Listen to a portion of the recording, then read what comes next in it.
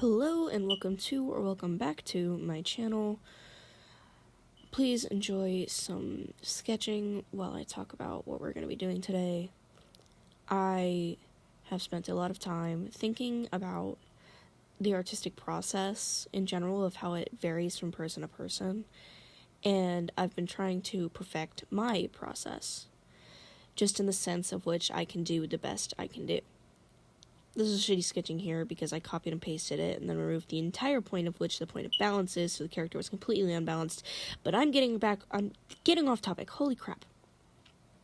I always start with the head and then work my way down from there. I always want to have, however, a clear idea of what I'm going to do with it, otherwise your character will end up looking unbalanced and stiff. As you can see here, I'm breaking down the different points and the different shapes of which I mentally break it down to. I don't have to do that anymore. Right there, I made a note of how the guidelines should always follow the curvature of your character's face. If I'm having trouble with putting facial features in the character and facial features creeping, there is a way to draw guidelines that are better than your classic cross. It's several lines. I do them around where the nose is, the top and the bottom of where the mouth should be, and lines at the top of the eyes that I also use to line up the ears with.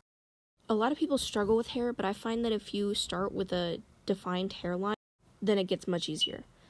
I show two examples of hair here. One is a straighter hair type, and the other is a sort of curlier hair type. The one on the right here, the curlier one, is one that I personally have, so I'm very familiar with it and comfortable with it. With the curlier one, it's going to be like ribbons, but fluffier. And with the straighter one, it's really just straight rectangles with triangles cut out of them.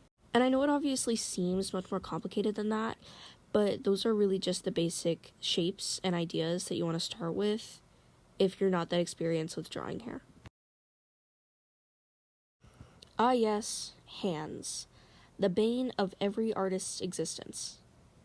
I always start with a trapezoid shape and then build the fingers off of that.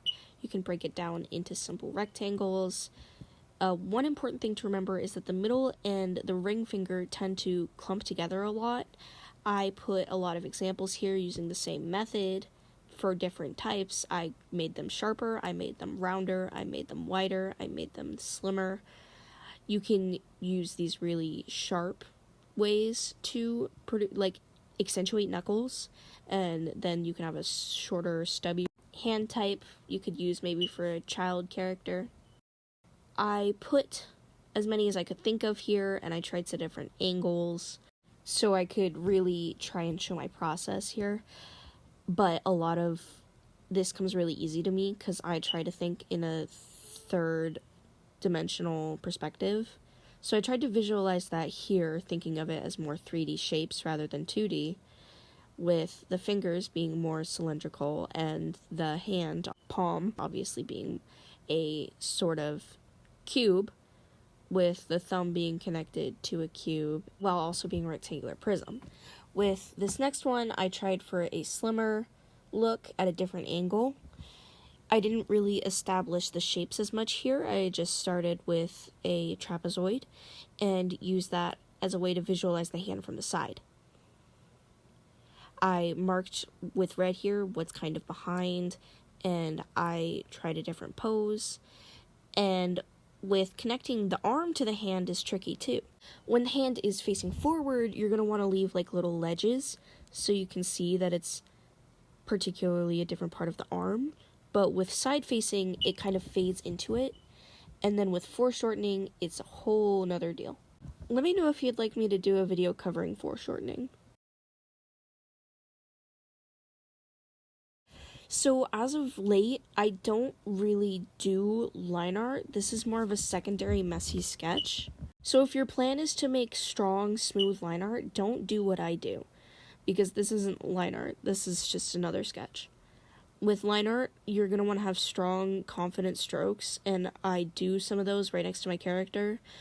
One, to show what a long, confident stroke should look like, and two, to emphasize the fact that humans aren't like straight, boxy, geometrical beings. They're fluid and they have a lot of movement with their form and just the way that flesh falls against gravity. So I replicate the curl hairstyle here on this body that happens to represent me because that's what I'm most comfortable with. Drawing is obviously myself. And with coloring, I was kind of experimenting with a pen here that I wish I hadn't been. I normally start with flat colors. With hair, I always start with the base color and build up from there.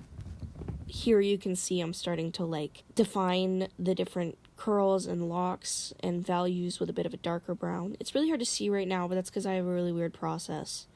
I've cleaned it up some and then I add the highlights. I end up going back and forth a whole lot because of how inconsistent my process is, but that's never really hurt me, so if you're like that too, I don't think you should be afraid. I've never really heard from any professional that that's actively hurting you. With skin, I always start with much darker tones, like I always start with the shadows, and then I build up the lighter tones. It's just a habit that I've acquired from painting. With painting, you always start with the darker tones and the underpainting, and then you build up the lighter tones on upper layers. I tend to draw all of this on one layer just because it's easier for me. I don't like keeping track of all the layers because I lose things and then I end up drawing on things that I wasn't meant to be drawing on, and I find that my art turns out a lot nicer when I only use one layer because I feel like I'm like actually painting, and I love painting. With here, I add some red. Most of the time I use reds, and the I use has complementary tones built into it, so you can't see it from here, but it actually makes it look a lot nicer as if you were just using a brush that only uses the flat colors. I like this brush a lot because it blends really nicely. And it adds hues to the painting that push me in the right direction of making it not look like one flat color and not making it look flat and stiff. From here on, I'm mostly cleaning things up and fixing the little details. I colored in the eye here. I like to have very light pupils or very dark pupils in contrast with the iris.